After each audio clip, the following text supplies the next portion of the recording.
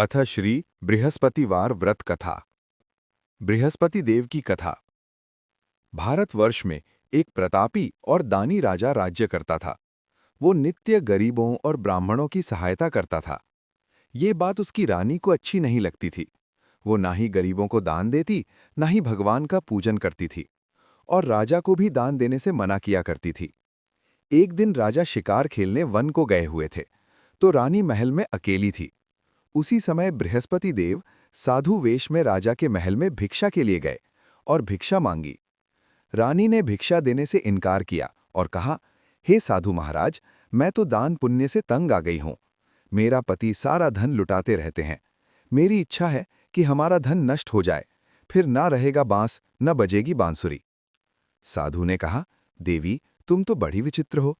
धन संतान तो सभी चाहते हैं। पुत्र और लक्ष्मी तो पापी के घर भी होने चाहिए। यदि तुम्हारे पास अधिक धन है तो भूखों को भोजन दो, प्यासों के लिए प्याऊ बनवाओ, मुसाफिरों के लिए धर्मशालाएं खुलवाओ। जो निर्धन अपनी कुंवारी कन्याओं का विवाह नहीं कर सकते, उनका विवाह करा दो। ऐसे और कई काम हैं जिनके करने से तुम्हारा यश लोक परलोक में फैलेगा। परंतु रानी पर उपदेश का कोई प्रभाव न पड़ा। वो बोली, महाराज, आप मुझे कुछ न समझाएं। मैं ऐसा धन नहीं चाहती जो हर जगह बांटती फिरूं। साधु ने उत्तर दिया, यदि तुम्हारी ऐसी इच्छा है तो तथास्तु। तुम ऐसा करना कि बृहस्पतिवार को घर लीपकर पीली मिट्टी से अपना सिर धोकर स्नान करना, भट्टी चढ़ाकर कपड़े धोना। ऐसा करने से आपका सारा धन नष्ट हो जाएगा। इतना कहकर वो साधु महाराज वहां से आलोप हो गए। साधु के अनुसार कही बातों को पूरा करते हुए रानी को केवल 3 बृहस्पतिवार ही बीते थे कि उसकी समस्त धन संपत्ति नष्ट हो गई। भोजन के लिए राजा का परिवार तरसने लगा। तब एक दिन राजा ने रानी से बोला कि हे रानी, तुम यहीं रहो, मैं दूसरे देश को जाता हूँ, क्योंकि यहाँ पर सभी लोग मुझे जानते हैं, इसलिए मैं कोई छोटा कार्य नहीं कर सकता। ऐसा कहकर राजा परदेश चला गया। वहाँ वो जंगल से लकड़ी काट कर लाता और शहर में बेचता। इस तरह वो अपना जीवन व्यतीत करने लगा। इधर राजा के परदेश जाते ही रानी और दासी दुखी रहने लगी। एक बार जब रानी और दासी को 7 दिन तक बिना भोजन के रहना पड़ा, तो रानी ने अपनी दासी से कहा, हे दासी, पास ही के नगर में मेरी बहन रहती है, वो बड़ी धनवान है, तो उसके पास जा और कुछ ले आ, ताकि थोड़ी बहुत गुजर बसर हो जाए। दासी रानी की बहन के पास गई। उस दिन गुरुवार था और रानी की बहन उस समय बृहस्पतिवार व्रत की कथा सुन रही थी। दासी ने रानी की बहन को अपनी रानी का संदेश दिया, लेकिन रानी की बड़ी बहन ने कोई उत्तर नहीं दिया। जब दासी को रानी की बहन से कोई उत्तर नहीं मिला, तो वो बहुत दुखी हुई और उसे क्रोध भी आया। दासी ने वापस आकर रानी को सारी बात बता दी। सुनकर रानी ने अपने भाग्य को कोसा। उधर रानी की बहन ने सोचा कि मेरी बहन की दासी आई थी, परंतु मैं उससे नहीं बोली, इससे वो बहुत दुखी हुई होगी। कथा सुनकर और पूजन समाप्त करके वो अपनी बहन के घर आई और कहने लगी, हे बहन, मैं बृहस्पतिवार का व्रत कर रही थी, तुम्हारी दासी मेरे घर आई थी, परंतु जब तक कथा होती है तब तक न तो उठते हैं और न ही बोलते हैं, इसलिए मैं नहीं बोली। कहो दासी, क्यों गई थी? रानी बोली, बहन, तुमसे क्या छिपाऊं, हमारे घर में खाने तक को अनाज नहीं था। ऐसा कहते कहते रानी की आंखें भर आईं। उसने दासी समेत पिछले 7 दिनों से भूखे रहने तक की बात अपनी बहन को विस्तार पूर्वक सुना दी। रानी की बहन बोली, देखो बहन, भगवान बृहस्पति देव सबकी मनोकामना को पूर्ण करते हैं। देखो, शायद तुम्हारे घर में अनाज रखा हो। पहले तो रानी को विश्वास नहीं हुआ, पर बहन के आग्रह करने पर उसने अपनी दासी को अंदर भेजा, तो उसे सचमुच अनाज से भरा एक घड़ा मिल गया। ये देखकर दासी को बड़ी हैरानी हुई। दासी रानी से कहने लगी, हे रानी, जब हमको भोजन नहीं मिलता तो हम व्रत ही तो करते हैं, इसलिए क्यों ना इनसे व्रत और कथा की विधि पूछ ली जाए, ताकि हम भी व्रत कर सकें। तब रानी ने अपनी बहन से बृहस्पतिवार व्रत के बारे में पूछा। उसकी बहन ने बताया, बृहस्पतिवार के व्रत में चने की दाल और मुनक्का से विष्णु भगवान का केले की जड़ में पूजन करें तथा दीपक जलाएं, व्रत कथा सुनें और पीला भोजन ही करें। इससे बृहस्पति देव प्रसन्न होते हैं। व्रत और पूजन विधि बताकर रानी की बहन अपने घर को लौट गई। 7 दिन के बाद जब गुरुवार आया तो रानी और दासी ने व्रत रखा। घुड़साल में जाकर चना और गुड़ लेकर आईं, फिर उससे केले की जड़ तथा विष्णु भगवान का पूजन किया। अब पीला भोजन कहाँ से आए, इस बात को लेकर दोनों बहुत दुखी थे। चूंकि उन्होंने व्रत रखा था, इसलिए बृहस्पति देव उनसे प्रसन्न थे। इसलिए वे एक साधारण व्यक्ति का रूप धारण कर 2 थालों में सुंदर पीला भोजन दासी को दे गए। भोजन पाकर दासी प्रसन्न हुई और फिर रानी के साथ मिलकर भोजन ग्रहण किया। उसके बाद वे सभी गुरुवार को व्रत और पूजन करने लगी।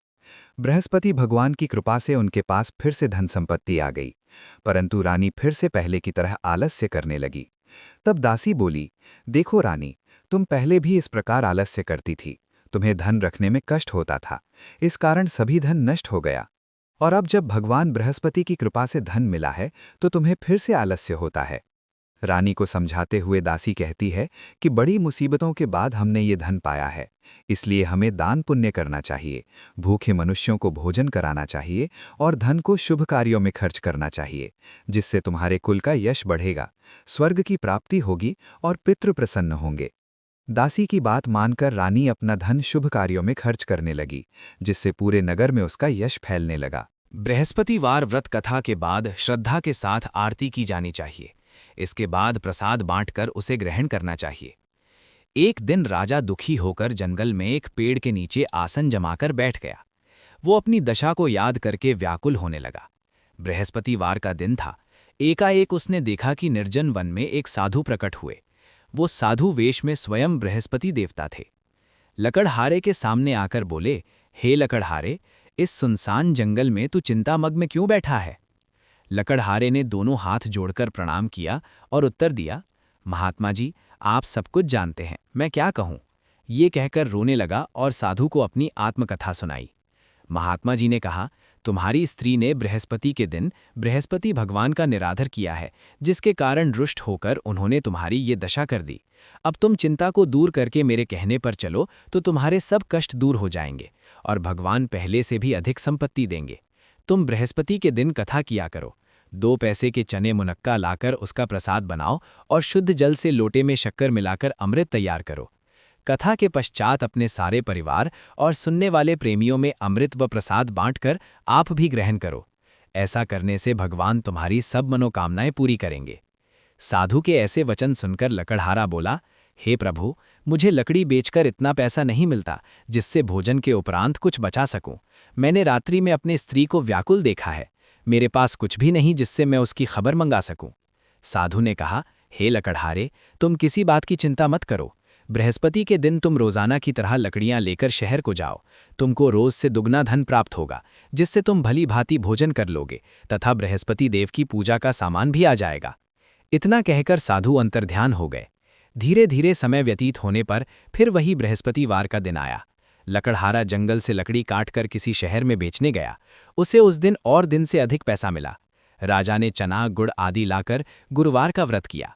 उस दिन से उसके सभी क्लेश दूर हुए, परंतु जब दोबारा गुरुवार का दिन आया तो बृहस्पति का व्रत करना भूल गया। इस कारण बृहस्पति भगवान नाराज हो गए। उस दिन उस नगर के राजा ने विशाल यज्ञ का आयोजन किया तथा शहर में ये घोषणा करा दी कि कोई भी मनुष्य अपने घर में भोजन न बनावे, न आग जलावे। समस्त जनता मेरे यहाँ भोजन करने आवे। इस आज्ञा को जो ना मानेगा उसे फांसी की सजा दी जाएगी। इस तरह की घोषणा संपूर्ण नगर में करवा दी गई। राजा की आज्ञानुसार शहर के सभी लोग भोजन करने गए, लेकिन लकड़हारा कुछ देर से पहुंचा, इसलिए राजा उसको अपने साथ घर लेवा ले गए और ले जाकर भोजन करा रहे थे तो रानी की दृष्टि उस खूंटी पर पड़ी जिस पर उसका हार लटका हुआ था। वो वहां पर दिखाई नहीं दिया। रानी ने निश्चय किया कि मेरा हार इस मनुष्य ने चुरा लिया है। उसी समय सिपाहियों को बुलाकर उसको कारागार में डलवा दिया। जब लकड़हारा कारागार में पड़ गया और बहुत दुखी होकर विचार करने लगा कि ना जाने कौन से पूर्व जन्म के कर्म से मुझे ये दुख प्राप्त हुआ है, और उसी साधु को याद करने लगा जो कि जंगल में मिला था। उसी समय तत्काल बृहस्पति देव साधु के रूप में प्रकट हुए और उसकी दशा को देखकर कहने लगे, अरे मूर्ख, तूने बृहस्पति देव की कथा नहीं करी, इस कारण तुझे दुख प्राप्त हुआ है। अब चिंता मत कर, बृहस्पतिवार के दिन कारागार के दरवाजे पर 4 पैसे पड़े मिलेंगे। उनसे तू बृहस्पति देव की पूजा करना, तेरे सभी कष्ट दूर हो जाएंगे। बृहस्पति के दिन उसे 4 पैसे मिले। लकड़हारे ने कथा कही। उसी रात्रि को बृहस्पति देव ने उस नगर के राजा को स्वप्न में कहा, हे राजा, तूने जिस आदमी को कारागार में बंद कर दिया है वो निर्दोष है, वो राजा है, उसे छोड़ देना। रानी का हार उसी खूंटी पर लटका है। अगर तू ऐसा नहीं करेगा तो मैं तेरे राज्य को नष्ट कर दूंगा। इस तरह रात्रि के स्वप्न को देखकर राजा प्रातःकाल उठा और खूंटी पर हार देखकर लकड़हारे को बुलाकर क्षमा मांगी तथा लकड़हारे को योग्य सुंदर वस्त्र आभूषण देकर विदा कर दिया। बृहस्पति देव की आज्ञानुसार लकड़हारा अपने नगर को चल दिया। राजा जब अपने नगर के निकट पहुंचा तो उसे बड़ा आश्चर्य हुआ। नगर में पहले से अधिक बाग, तालाब, कुएं तथा बहुत सी धर्मशाला, मंदिर आदि बन गए हैं। राजा ने पूछा, ये किसका बाग और धर्मशाला है? तब नगर के सब लोग कहने लगे, ये सब रानी और बांदी के हैं। तो राजा को आश्चर्य हुआ और गुस्सा भी आया। जब रानी ने ये खबर सुनी कि राजा आ रहे हैं, तो उन्होंने बांदी से कहा कि हे दासी, देख राजा हमको कितनी बुरी हालत में छोड़ गए थे। हमारी ऐसी हालत देखकर वो लौट न जाएं, इसलिए तो दरवाजे पर खड़ी हो जा। आज्ञानुसार दासी दरवाजे पर खड़ी हो गई। राजा आए तो उन्हें अपने साथ लेवा लाईं। तब राजा ने क्रोध करके अपनी रानी से पूछा कि ये धन तुम्हें कैसे प्राप्त हुआ है? तब उन्होंने कहा, हमें ये सब धन बृहस्पति देव के इस व्रत के प्रभाव से प्राप्त हुआ है। राजा ने निश्चय किया कि 7 रोज बाद तो सभी बृहस्पति देव का पूजन करते हैं, परंतु मैं प्रतिदिन दिन में 3 बार कहानी तथा रोज व्रत किया करूंगा। अब हर समय राजा के दुपट्टे में चने की दाल बंधी रहती तथा दिन में 3 बार कहानी कहता। एक रोज राजा ने विचार किया कि चलो अपनी बहन के यहाँ हो आवे। इस तरह निश्चय कर राजा घोड़े पर सवार हो अपनी बहन के यहाँ को चलने लगा। मार्ग में उसने देखा कि कुछ आदमी एक मुर्दे को लिए जा रहे हैं। उन्हें रोककर राजा कहने लगे, अरे भाइयों, मेरी बृहस्पति देव की कथा सुन लो। वे बोले, लो, हमारा तो आदमी मर गया है, इसको अपनी कथा की पड़ी है। परंतु कुछ आदमी बोले, अच्छा कहो, हम तुम्हारी कथा भी सुनेंगे। राजा ने दाल निकाली और जब कथा आधी हुई थी कि मुर्दा हिलने लग गया, और जब कथा समाप्त हो गई तो राम राम करके मनुष्य उठकर खड़ा हो गया। आगे मार्ग में उसे एक किसान खेत में हल चलाता मिला। राजा ने उसे देख और उससे बोले, अरे भैया, तुम मेरी बृहस्पतिवार की कथा सुन लो। किसान बोला, जब तक मैं तेरी कथा सुनूंगा तब तक 4 हरैया जोत लूंगा। जा अपनी कथा किसी और को सुनाना। इस तरह राजा आगे चलने लगा। राजा के हटते ही बैल पछाड़ खाकर गिर गए तथा किसान के पेट में बड़ी जोर का दर्द होने लगा। उस समय उसकी माँ रोटी लेकर आई। उसने जब ये देखा तो अपने पुत्र से सब हाल पूछा, और बेटे ने सभी हाल कह दिया तो बुढ़िया दौड़ी दौड़ी उस घुड़सवार के पास गई और उससे बोली कि मैं तेरी कथा सुनूंगी तो अपनी कथा मेरे खेत पर चलकर ही कहना। राजा ने बुढ़िया के खेत पर जाकर कथा कही, जिसके सुनते ही वो बैल उठ खड़े हुए तथा किसान के पेट का दर्द भी बंद हो गया। राजा अपनी बहन के घर पहुंचा। बहन ने भाई की खूब मेहमानी की। दूसरे रोज प्रातःकाल राजा जगा तो वो देखने लगा कि सब लोग भोजन कर रहे हैं। राजा ने अपनी बहन से कहा, ऐसा कोई मनुष्य है जिसने भोजन नहीं किया हो? मेरी बृहस्पतिवार की कथा सुन ले। बहन बोली, हे भैया, ये देश ऐसा ही है कि पहले यहाँ लोग भोजन करते हैं, बाद में अन्य काम करते हैं। अगर कोई पड़ोस में हो तो देखाऊं। वो ऐसा कहकर देखने चली गई, परंतु उसे कोई ऐसा व्यक्ति नहीं मिला जिसने भोजन न किया हो। अतः वो एक कुम्हार के घर गई जिसका लड़का बीमार था। उसे मालूम हुआ कि उनके यहाँ 3 रोज से किसी ने भोजन नहीं किया है। रानी ने अपने भाई की कथा सुनने के लिए कुम्हार से कहा। वो तैयार हो गया। राजा ने जाकर बृहस्पतिवार की कथा कही, जिसको सुनकर उसका लड़का ठीक हो गया। अब तो राजा की प्रशंसा होने लगी। एक रोज राजा ने अपने बहन से कहा कि हे बहन, हम अपने घर को जाएंगे, तुम भी तैयार हो जाओ। राजा की बहन ने अपनी सास से कहा, हाँ चली जा, परंतु अपने लड़कों को मत ले जाना, क्योंकि तेरे भाई के कोई औलाद नहीं है। बहन ने अपने भैया से कहा, हे भैया, मैं तो चलूंगी, पर कोई बालक नहीं जाएगा। राजा बोला, जब कोई बालक नहीं चलेगा तब तुम ही क्या करोगी? बड़े दुखी मन से राजा अपने नगर लौट आया। राजा ने अपनी रानी से कहा, हम निर्वंशी हैं, हमारा मुंह देखने का धर्म नहीं है और कुछ भोजन आदि नहीं किया। रानी बोली, हे प्रभु, बृहस्पति देव ने हमें सब कुछ दिया है, वो हमें औलाद अवश्य देंगे। उसी रात को बृहस्पति देव ने राजा से स्वप्न में कहा, हे राजा, उठ, सभी सोच त्याग दे, तेरी रानी गर्भ से है। राजा की ये बात सुनकर बड़ी खुशी हुई। 9वें महीने में उसके गर्भ से एक सुंदर पुत्र पैदा हुआ।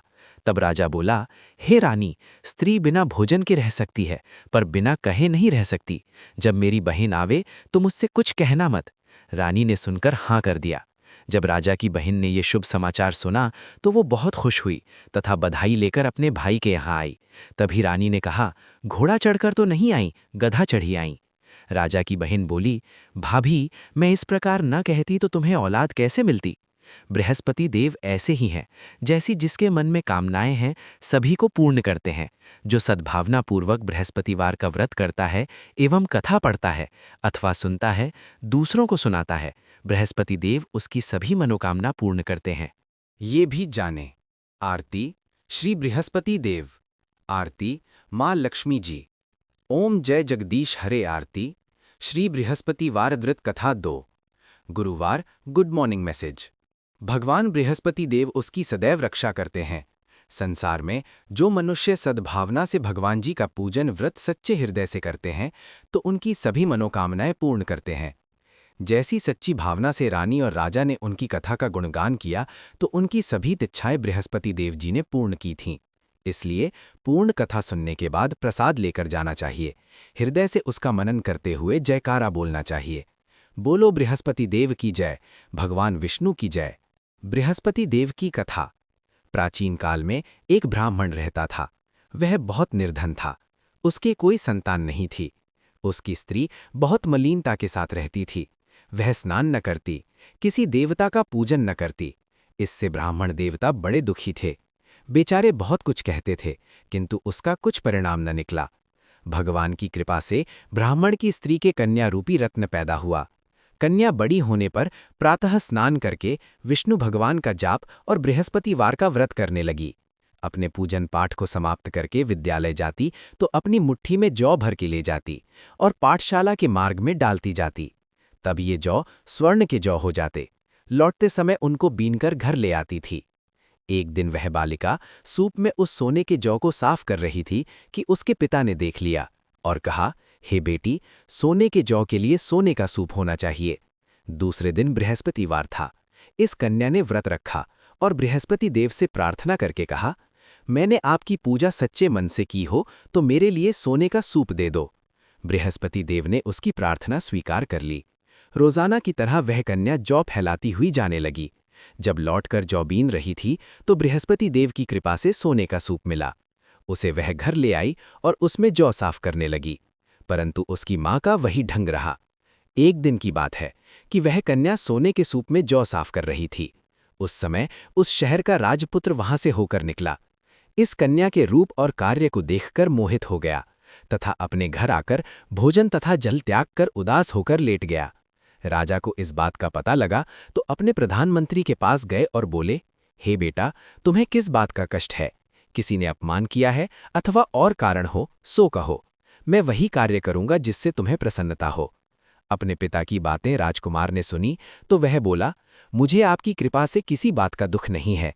किसी ने मेरा अपमान नहीं किया है, परंतु मैं उस लड़की से विवाह करना चाहता हूं जो सोने के सूप में जौ साफ कर रही थी। ये सुनकर राजा आश्चर्य में पड़ा और बोला, हे बेटा, इस तरह की कन्या का पता तुम ही लगाओ। मैं उसके साथ तेरा विवाह अवश्य ही करवा दूंगा। राजकुमार ने उस लड़की के घर का पता बतलाया। तब मंत्री उस लड़की के घर गए और ब्राह्मण देवता को सभी हाल बतलाया। ब्राह्मण देवता राजकुमार के साथ अपनी कन्या का विवाह करने के लिए तैयार हो गए तथा विधि विधान के अनुसार ब्राह्मण की कन्या का विवाह राजकुमार के साथ हो गया। कन्या के घर से जाते ही पहले की भांति उस ब्राह्मण देवता के घर में गरीबी का निवास हो गया। अब भोजन के लिए भी अन्न बड़ी मुश्किल से मिलता था। एक दिन दुखी होकर ब्राह्मण देवता अपनी पुत्री के पास गए। बेटी ने पिता की दुखी अवस्था को देखा और अपनी माँ का हाल पूछा। तब ब्राह्मण ने सभी हाल कहा। कन्या ने बहुत सा धन देकर अपने पिता को विदा कर दिया। इस तरह ब्राह्मण का कुछ समय सुखपूर्वक व्यतीत हुआ। कुछ दिन बाद फिर वही हाल हो गया। ब्राह्मण फिर अपनी कन्या के यहाँ गया और सारा हाल कहा तो लड़की बोली, हे पिताजी, आप माताजी को यहाँ लिवाओ। मैं उसे विधि बता दूंगी जिससे गरीबी दूर हो जाएगी। वह ब्राह्मण देवता अपनी स्त्री को साथ लेकर पहुंचे तो अपनी माँ को समझाने लगी, हे माँ, तुम प्रातःकाल प्रथम स्नानादि करके विष्णु भगवान का पूजन करो तो सब दरिद्रता दूर हो जाएगी। परंतु उसकी मांग ने एक भी बात नहीं मानी और प्रातःकाल उठकर अपनी पुत्री के बच्चों की जूठन को खा लिया। इससे उसकी पुत्री को भी बहुत गुस्सा आया और एक रात को कोठरी से सभी सामान निकाल दिया और अपनी माँ को उसमें बंद कर दिया। प्रातःकाल उसे निकाला तथा स्नानादि करा के पाठ करवाया तो उसकी बुद्धि ठीक हो गई और फिर प्रत्येक बृहस्पतिवार को व्रत रखने लगी। इस व्रत के प्रभाव से उसके माँ बाप बहुत ही धनवान और पुत्रवान हो गए और बृहस्पति जी के प्रभाव से इस लोक के सुख भोगकर स्वर्ग को प्राप्त हुए। सब बोलो विष्णु भगवान की जय, बोलो बृहस्पति देव की जय। अगर आपको ये कथा पसंद आई हो तो वीडियो को लाइक करें, चैनल को सब्सक्राइब करें और बेल आइकन दबाना ना भूलें ताकि आपको ऐसी और पावन कथाएं मिलती रहें।